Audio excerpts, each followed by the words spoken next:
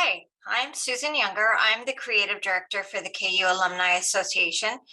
This video is just a quick tutorial on how to best build your ad for Kansas Alumni magazine. If you're a seasoned designer, this might be a bit of overkill, but you might pick up a few tips. Let's get started. Okay, the first thing that we're going to do is open up a new document in the correct size for the magazine.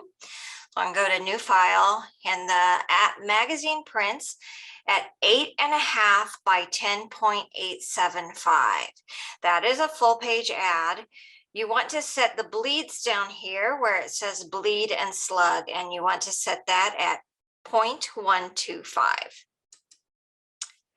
So if you can see this little red border, that's where the bleed is. And so any item that you have that you want to go edge to edge, you need to pull the edges clear to the bleed. Another thing too, if you're not sure if you set your document right or you need to change it, you can do that through document setup. You can just go to file, document setup, and then you can change anything that you set up when you created the file, including the bleeds. So, okay, I already have an ad started, so I'm going to go ahead and open that to save time. So here I've already built my text, and I've put in a couple of images, image boxes for images. We're going to do a couple of common problems that pop up on ads. Okay, so I'm going to put a photo. I want a campus photo up here. So I have a photo and put it up. And as you can see, it's smaller than the size of the box. So Kansas Alumni Magazine does print at 350 DPI. You want your photos to be at 350 DPI if possible. This photo is 350 DPI, but when I go to fitting, fill frame proportionally so that it fits the box, and I get it all kind of scrolled down to where I want it. It looks fine in InDesign, but if you look up here, it has enlarged the photo to almost 200%. So what this does to the DPI, it cuts the DPI down by the amount that you go up. And so now my DPI is about 175, and it is going to be flagged on the pre-flight. So the way I'm going to fix this is if I just right click and go down to edit original, it goes ahead and opens it up in Photoshop. So as a rule of thumb, if I can go and find a larger version of this photo, it's always better to decrease the size instead of going up. But Photoshop has also come a long way in their enlargement. So I'm going to just go ahead and try to enlarge this and see if the image is acceptable to me. So I go up to image size, and here I'm going to put this at %. And since I went up almost 200% in InDesign, I'm just going to go ahead and change this to 200%. I want to keep my pixels DPI resolution at 350. So I say okay. And it's a little bit pixelated. You can see here among the trees, but it's not terrible. So I think I'm just going to go ahead and use this image. So I'm going to go ahead and save it. So I want to go and do save as, and InDesign will take JPEGs, but TIFF formats are formulated for print, and they have a little bit more information in the file. So use a TIFF if you can. Save it as a TIFF. I'm going to rename this. Now it's large instead of a small file. I always try to rename in case I mess things up. So say okay. So here's another thing you can see up here in the corner, that this is in the RGB color mode. RGB is for monitors only. It's made out of lightweights, so it doesn't really exist in print. So you always do want to go and change it to CMYK, which is the 4 plates of the printing for 4-color press. So cyan, magenta, yellow, and K is black. So you want to save it as CMYK always, because this will be flagged on pre-flight on your ad. So say okay. So then I can check to make sure that this updated. Sometimes it does, and so it actually did not. Oh, I changed it to a TIFF. So I have to go in here and manually reload this. So in the link panel, I hit relink. I can go back, find my ad, and here's the relink as the TIFF. Here's the original JPEG. So I want to bring that in. Okay, so that's good. Down here, I have an opposite problem. I'm going to bring in a photo that's way too large. Okay, so you can see this is pretty big, and when I right click on it and go fitting fill frame proportionally, then I get it kind of, I can pull it down here and kind of resize it a little bit, or I can resize it up here. Okay. Okay, so now you can see I've added this photo, and it's 15%. So I have the opposite problem, because now the resolution has increased. It's probably like 900%, and you can print that way, but it'll be really slow at the printer. So you really should resize it to 100%. So I'm going to go ahead and do edit original again. Image size 100%, and DPI is fine, so I just want to change this to 15%. Shrinks it down. It's RGB again. I want to go to color mode CMYK. It's a JPEG, so I'm going to save it as a TIFF. I'm going to rename it, just call it grads, save it as a TIFF file. Macintosh or PC if you're working on a PC. Say okay. Save. Okay. So again, I have to reload this because I had a JPEG and I saved it as a TIFF. So I'll go in and find the TIFF. Okay. It's not quite at 100%, so I'm going to just change this to 100%. If possible, when you can, have your photos at 100%. When it rips to the plate, your printer will really appreciate that. Okay. Okay, now I'm going to add a logo down here. The logo was created in Illustrator, so there can be some different issues with Illustrator files concerning color mainly. So go ahead and add this in here. I think I want to add a little bit of color here, so I'm going to go ahead and add a picture block.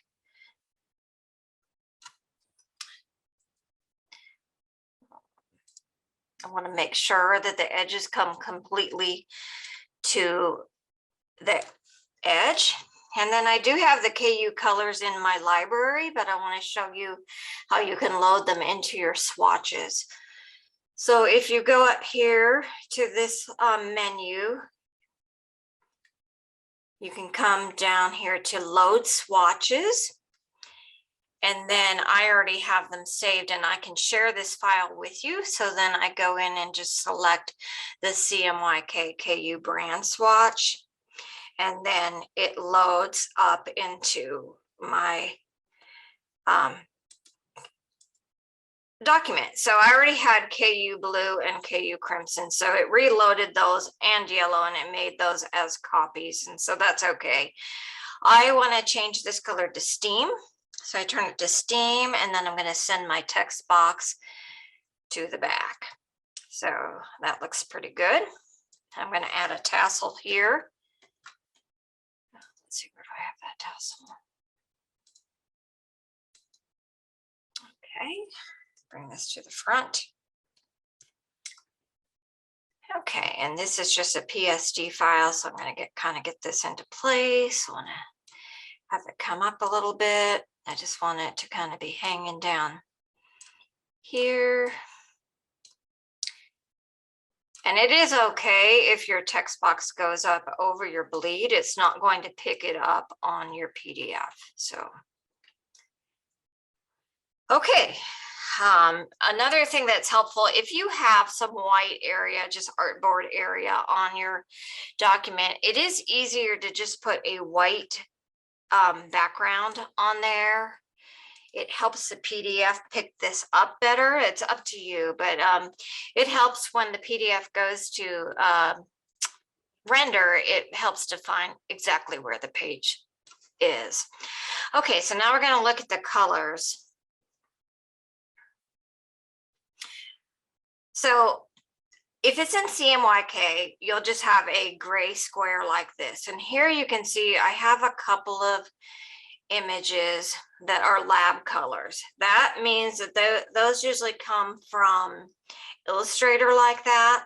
Sometimes you can change them within here, but it won't let me here. So I have to change these by going to Illustrator. So to do that, I right click, go down and do Edit Original, and it will open this document up for me in Illustrator.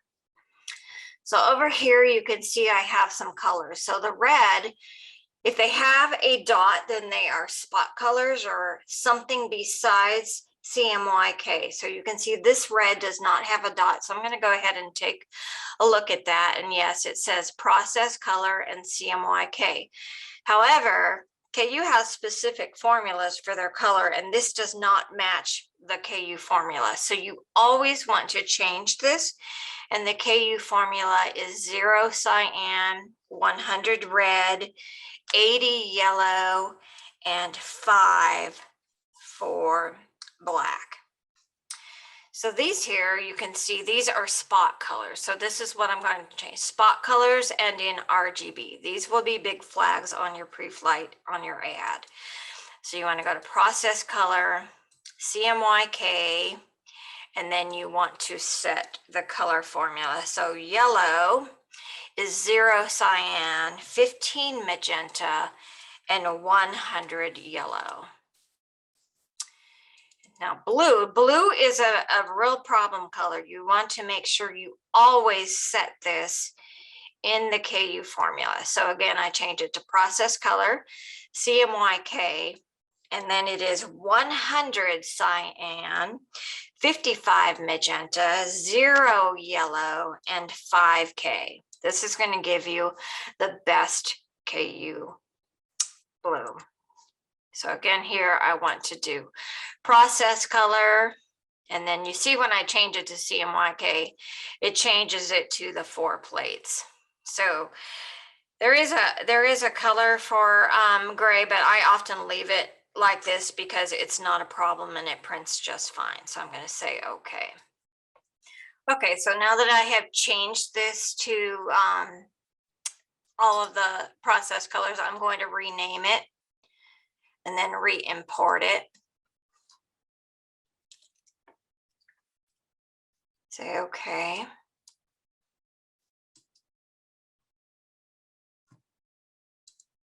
I'm going to take this one off, and I'm going to go ahead and delete these lab colors.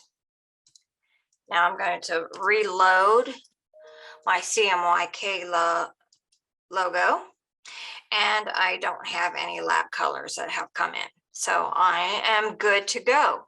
Okay, so I have the ad pretty much the way I want it to look. I'm about ready to go ahead and render it to a PDF.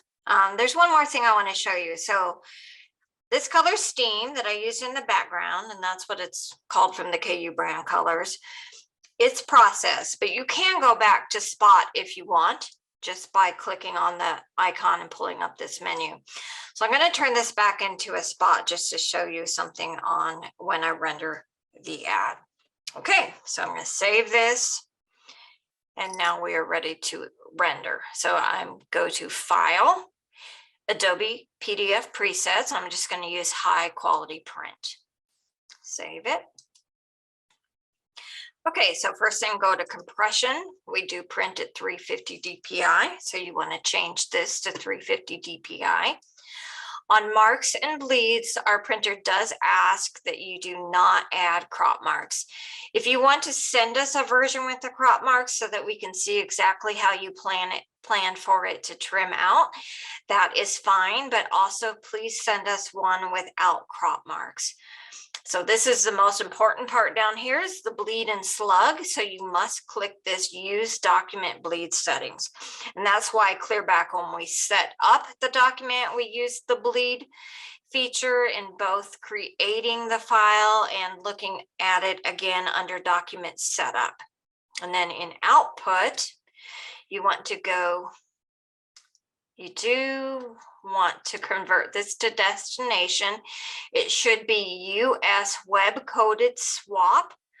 I'm going to hit ink manager. And here you see I have the only spot color I have is steam, and I put that in intentionally, and that is how it should be. And so I just put that back as a spot color to show you that steam is not a problem color, whatever, however it is in spot color, how it converts to process is just fine. So I'm going to use this down here that says all spots to process. And that takes care of the fact you can see that the icon has changed to 4-color. Then I say export. Okay, so now we want to go ahead and analyze this. So I go to edit pre-flight. And you can see here, I already have a set of rules from the printer loaded. So I say analyze.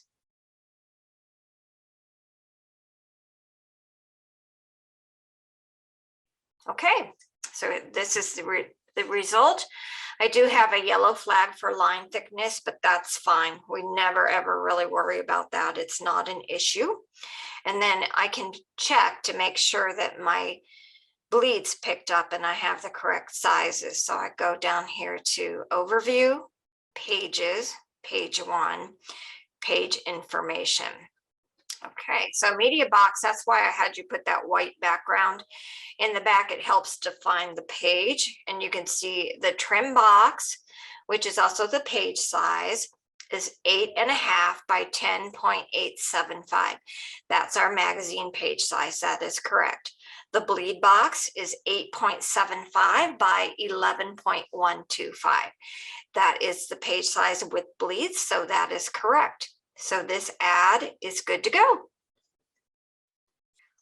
Another thing I wanted to show you, if you would like us to take a look at your live document and do any small tweaks, then you need to use the package feature. Using the package feature will pull the fonts and the images all into one folder, and we cannot make any tweaks without all of the elements. So under File, Package, it will also tell you here under links and images if you have any images in RGB. It'll tell you if you have spot colors as well. So it's always a good idea to take a look, say package, and then it adds the word folder. And then if you go down to the desktop, you see over here is my packaged folder, and it has both the InDesign file in the version I created it in, and also a legacy file.